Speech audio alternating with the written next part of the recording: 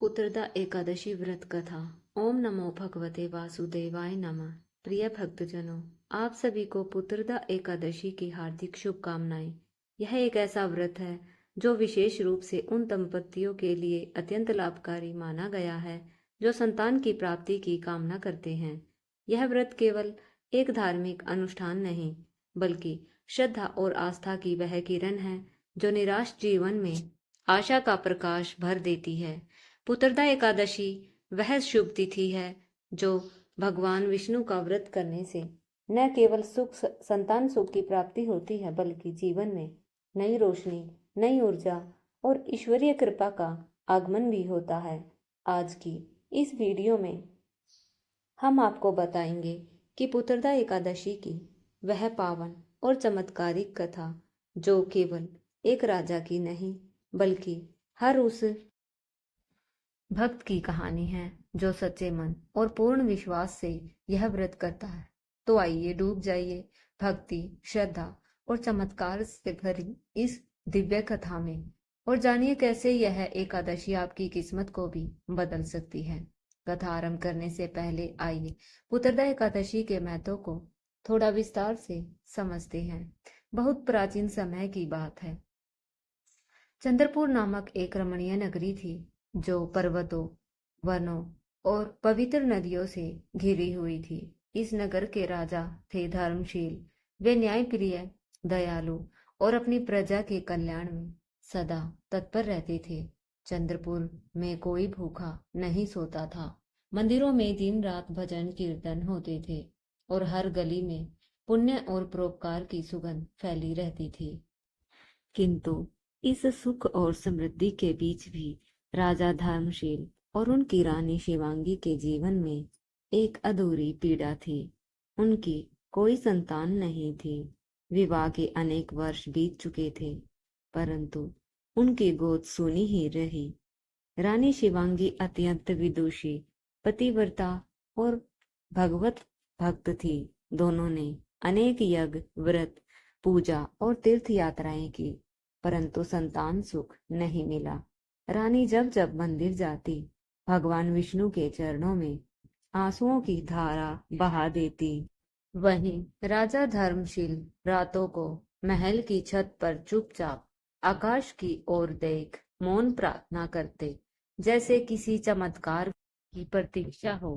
राजा जानते थे कि राज्य के भविष्य के लिए उत्तराधिकारी आवश्यक है। अंततः उन्होंने अपने प्रमुख मंत्रियों को बुलाया और कहा, हमने सब कुछ किया, पर संतान सुख हमसे कोसों दूर है। अब यह चिंता हमारे हृदय को खाए जा रही है। मंत्रियों ने सुझाव दिया, महाराज, किसी तपस्वी ऋषि से परामर्श लीजिए, वे अवश्य कोई मार्ग बताएंगे। उसी समय नगर में पधारे एक महान संत महर्षि वात्सल्य, राजा धर्मशील और रानी शिवांगी ने उनके चरणों में नमन किया, अपनी व्यथा सुनाई। राजा की आंखों में आंसू थे। महर्षि वात्सल्य ने गहन ध्यान किया और फिर बोले, राजन, यह पूर्व जन्म के कर्मों का परिणाम है कि इस जन्म में संतान सुख प्राप्त नहीं हुआ, परंतु एक सरल और प्रभावशाली उपाय है पुत्रदा एकादशी का व्रत। इस व्रत को विधि विधान से श्रद्धा और पूर्ण निष्ठा के साथ करें तो भगवान विष्णु कृपा करके संतान सुख प्रदान करता है। यह सुनकर राजा रानी ने उसी क्षण व्रत का संकल्प लिया। उन्होंने घोषणा की, इस बार वे व्रत संपूर्ण प्रजा के साथ मिलकर करेंगे। पुत्रदा एकादशी से एक दिन पहले चंद्रपुर नगरी दीपों से जगमगा उठी। मंदिरों में चंदन, केसर और तुलसी से विशेष श्रृंगार किया गया। राजा और रानी ने पीले वस्त्र धारण किए, रतन जड़ित मुकुट नहीं बल्कि पुष्पों की माला पहनी और स्वयं को दास भाव से भगवान के चरणों में समर्पित कर दिया। राजा ने हाथ जोड़कर प्रार्थना की, हे श्री हरि, मैं संतान केवल अपने लिए नहीं, इस राज्य और प्रजा के भविष्य के लिए चाहता हूँ।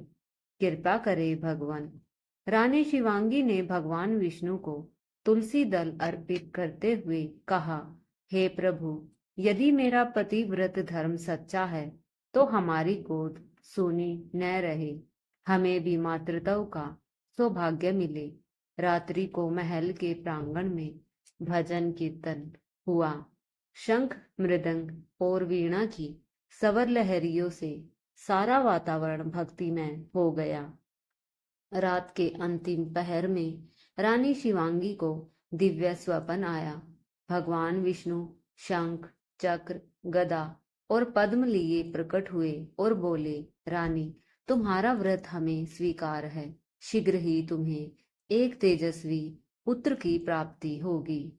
कुछ ही महीनों में यह स्वप्न सत्य हो गया। रानी गर्भवती हुई और नगर में उत्सव मनाया गया। दीप जलाए गए, मिठाइयां बांटी गई और हर मंदिर में भगवान विष्णु का धन्यवाद किया गया। समय आने पर रानी ने एक दिव्य तेजस्वी पुत्र को जन्म दिया। बालक का नाम रखा गया वीरवर्धन। उनके जन्म से चंद्रपुर में मानो बहार लौट आई। वीरवर्धन बचपन से ही बुद्धिमान, साहसी और अत्यंत दयालु था। बड़ा होकर वह नीति, युद्ध और धर्म में निपुण हो गया। प्रजा को यह स्नेहपूर्व देखता और सदैव जरूरतमंदों की सहायता करता। एक बार राज्य में महामारी फैली।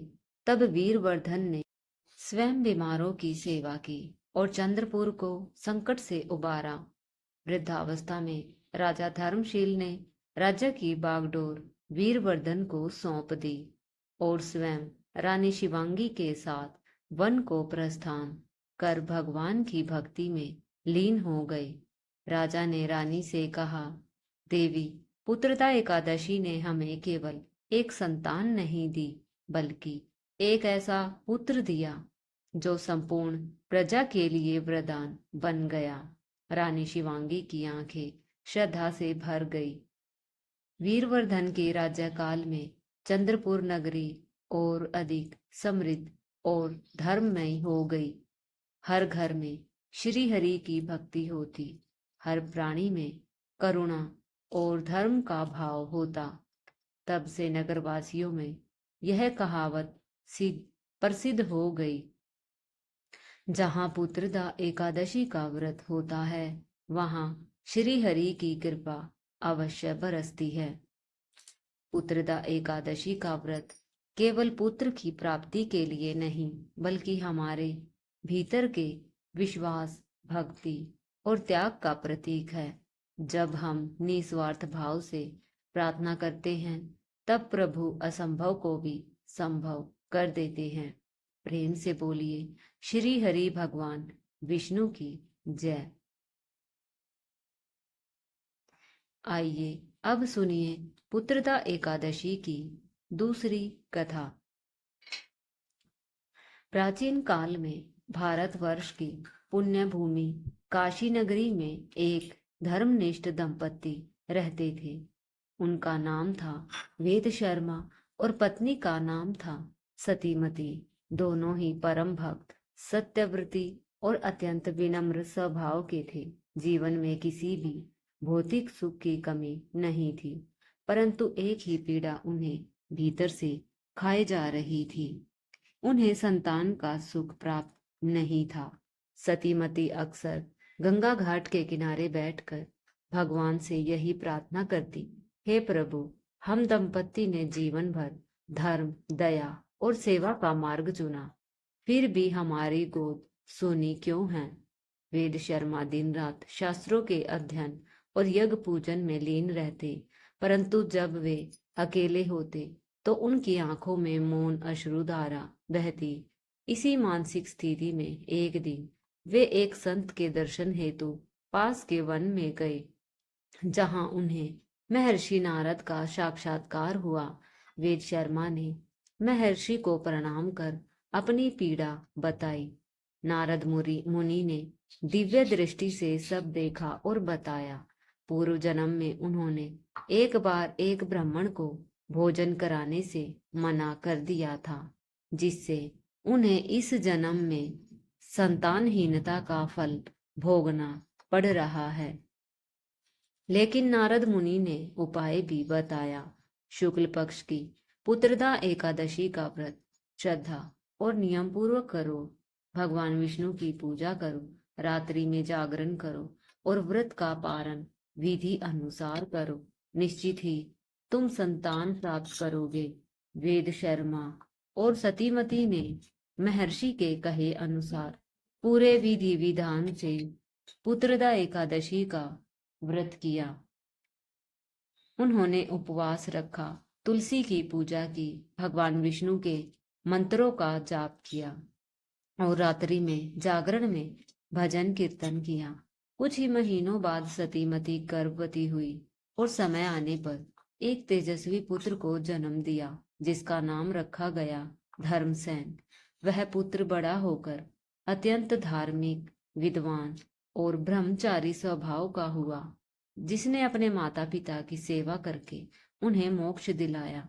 तभी से यह मान्यता बन गई कि पुत्रदा एकादशी का व्रत संतान प्राप्ति का श्रेष्ठ उपाय है। यह व्रत केवल संतान के लिए नहीं, बल्कि आस्था और विश्वास और पूर्व जन्म के कर्मों को सुधारने का माध्यम है। जो भी भक्ति से एकादशी पर सच्चे मन से भगवान विष्णु का व्रत करता है, उसकी झोली कृपा और खुद सुख से भर दी जाती है। प्रिय भक्तजनों, आप सभी को सावन महीने की पवित्र पुत्रदा एकादशी की हार्दिक शुभकामनाएं। एकादशी व्रत का संपूर्ण फल तभी प्राप्त होता है जब इसे निष्ठा नियमों का पालन करते हुए किया जाए, साथ ही शुभ मुहूर्तों का विशेष ध्यान रखा जाए। तो आइए जानते हैं इस बार सावन मास की पुत्रदा एकादशी कब है, भद्रा काल का समय क्या रहेगा, हरिवासर कब समाप्त होगा और व्रत पारण का शुभ समय क्या है। इस बार पुत्रदा एकादशी व्रत 5 अगस्त मंगलवार को रखा जाएगा, क्योंकि एकादशी तिथि की शुरुआत 4 अगस्त सोमवार को सुबह 11:42 से होगी और समाप्ति 5 अगस्त मंगलवार को दोपहर 1:12 पर होगी। इस दिन भद्रा काल भी रहेगा, जो सुबह से दोपहर 1:12 तक रहेगा, लेकिन भद्रा का वास स्वर्गलोक में रहेगा, अतः यह काल अशुभ नहीं माना जाएगा और पूजा पाठ दान पुण्य आदि सभी धार्मिक कार्य आप इस अवधि में कर सकते हैं। मंगलवार को ब्रह्म मुहूर्त सुबह 4:27 से 5:15 तक रहेगा। सूर्योदय 6:03 पर और सूर्यास्त 7:02 पर होगा। प्रातःकालीन पूजा का सर्वोत्तम मुहूर्त सुबह 4:41 से 5:45 तक रहेगा। वहीं संध्या पूजा के लिए शुभ समय शाम 7:09 से रात 8:13 तक रहेगा। इस दिन इंद्र योग प्रातः 7:25 तक रहेगा। फिर मूल नक्षत्र प्रारंभ होगा। व्रत रखने के बाद उसका पारण द्वादशी तिथि में किया जाएगा। द्वादशी तिथि 5 अगस्त को दोपहर 1:13 से प्रारंभ होकर 6 अगस्त बुधवार को दोपहर 2:08 पर समाप्त होगी। हरिवासर, जो कि द्वादशी की का प्रारंभिक काल होता है, 5 अगस्त मंगलवार को शाम 6:30 तक रहेगा। अतः 6 अगस्त बुधवार को व्रत पारण करने का श्रेष्ठ समय रहेगा, सुबह 5:45 से 8:26 के बीच। इस समय के भीतर ही व्रत पारण कर लेना चाहिए, क्योंकि इसके बाद पारण का कोई शुभ मुहूर्त नहीं रहेगा। ध्यान रखें, एकादशी व्रत के नियमों में यह भी कहा गया है कि तुलसी के पत्ते दशमी तिथि को ही तोड़ कर रख लेने चाहिए, क्योंकि एकादशी के दिन तुलसी तोड़ना वर्जित होता है। यदि भूलवश न तोड़ पाए तो गिरे हुए पत्तों को शुद्ध जल से धोकर भगवान को अर्पित किया जा सकता है। एकादशी के दिन जो भक्त सच्चे मन से तुलसी जी की पूजा करते हैं, दीपदान करते हैं, भगवान उनकी मनोकामनाओं को पूर्ण करते हैं। आशा है यह जानकारी आपके लिए उपयोगी रही होगी। यदि आपको यह विवरण अच्छा लगा हो तो कृपया इस ज्ञान को औरों तक भी पहुंचाएं और हमारे चैनल को अवश्य सब्सक्राइब करें। साथ ही पुत्रदा एकादशी की संपूर्ण कथा भी हमारे चैनल पर अवश्य सुने। हरे कृष्णा।